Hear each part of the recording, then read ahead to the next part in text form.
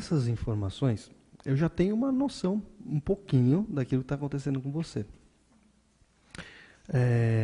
Agora eu queria que você me contasse um pouquinho. Há quanto tempo você tem essa dor? Na verdade, conscientemente, eu acho que desde os 15 anos. Quando eu tinha 9 anos, eu caí e eu torci meu pé. E eu fiquei quase um ano meio com o pé engessado, tirava e punha o gesso. Depois eu fiquei adolescente e eu esqueci a dor. Você não sentia Não mais a dor sentia naquele mais a momento? dor. Aí quando eu fiquei mocinha, eu comecei a andar de salto e eu comecei a sentir essa dor. E depois disso só foi piorando. Eu já fui vários médicos, já tomei bastante remédio, já fiz ressonância e eles não entendem, porque não tem nada que possa causar dor. De apertar não dói, de vez em quando fica inchado meu pé em cima e arroxeado nessa região aqui. Mas a dor ela começa nesse dedo e vai até aqui. Então, é uma dor assim que de manhã, quando eu ponho o pé no chão, eu não consigo, eu tenho que andar mancando um pouco e aí o dia vai passando e vou melhorando. No fim do dia, normalmente, eu não sinto muita dor. A dor mais começa cedo. De manhãzinha. Sim. A gente se sente um pouco perdida. Porque eu imagino que você já foi num profissional, no outro profissional, num lugar, no outro, já fez exame aqui e ali, e há bastante tempo. E duas coisas acontecem quando a gente faz exame. A primeira possibilidade é, a gente faz o exame, alguém lê esse exame pra gente, ou a gente mesmo lê o exame e fica abismado, assustado. Porque começa a ler aqueles nomes horríveis, não é? Degeneração, é tendinite, é isso, é aquilo, né? E fica assustado. Alguma coisa séria deve estar acontecendo comigo. Mas uma outra possibilidade que acontece é a seguinte: faço o exame e não mostra nenhuma alteração orgânica acontecendo nos tendões, nos músculos do meu corpo, na articulação. E aí então, às vezes a gente acha que isso pode ser bom, mas às vezes não é. Por quê? Caramba, é o sentimento de indignação, de pergunta, de ansiedade. A ânsia de querer uma resposta para aquilo que está acontecendo.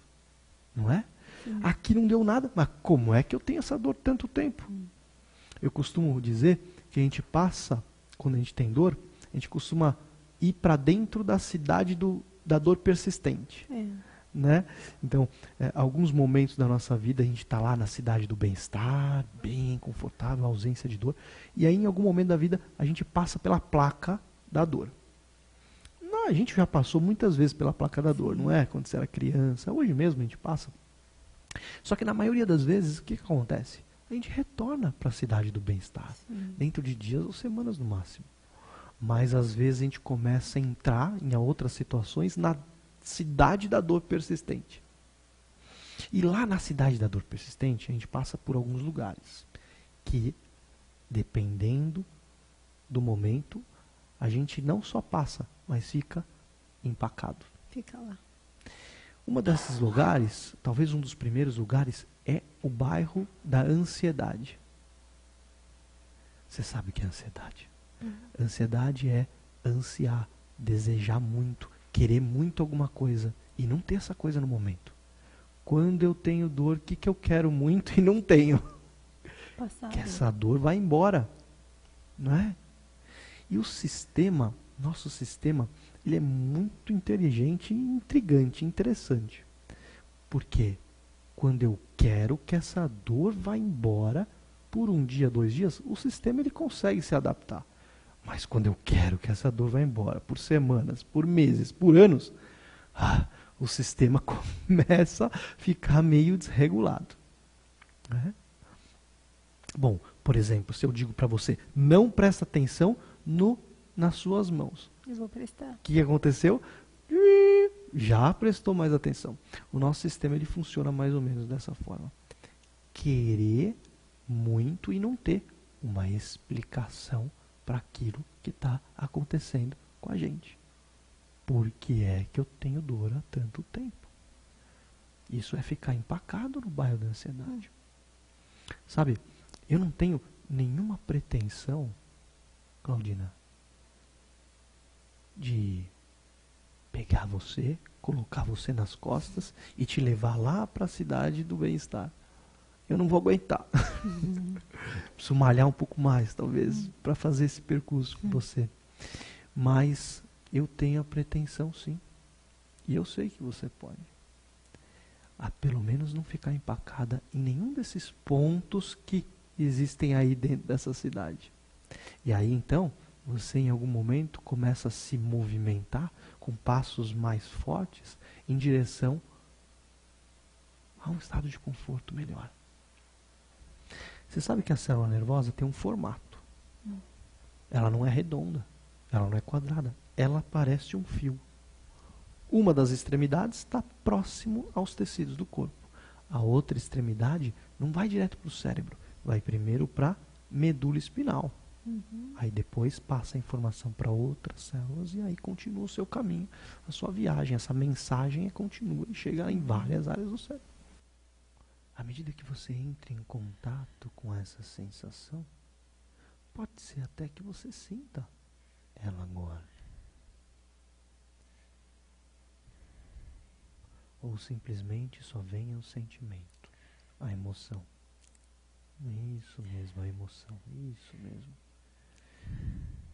Eu sei que isso pode doer também em alguma outra parte do seu corpo. Talvez no seu peito, não é? Talvez no seu estômago, não é?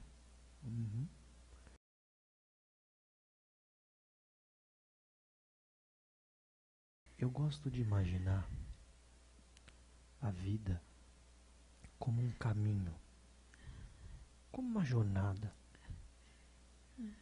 que a gente caminha por aí, com os nossos próprios pés. A gente tem força nos pés. A gente dá impulso para nos levar adiante, para sair do lugar onde a gente está. Mas eu sei que não é muito fácil às vezes de caminhar adiante, para frente. Mas sabe, ao longo desse caminho, às vezes a gente passa por algumas tempestades. Eu costumo dizer que a gente passa por uma chuva ácida, que faz a gente se sentir desconfortável, incomodado, pesado, com frio, fica ensopado. A gente se sente desconfortável, fica pesado, a roupa pesa no peito, no estômago, pesa nos ombros. E tudo isso pesa onde? Nos pés. Aonde a gente tem o nosso apoio. Agora, eu fico aqui pensando que quando a gente passa por essa tempestade, às vezes cria-se uma lama no chão que a gente fica empacado. Fica com uma certa dificuldade de voltar a caminhar. Fica empacada. Às vezes fica tentando tirar os pés do chão com força, mas sente que fica grudado de lama.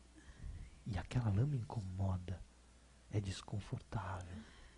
É bem desconfortável. Mais importante daquilo que você lembrar, porque o que você lembra não é importante, tão importante. O mais importante é a experiência que você teve, as coisas que surgiram e que muitas vezes a gente não tem nem consciência. Eu acho que essa é o grande sabor da hipnose.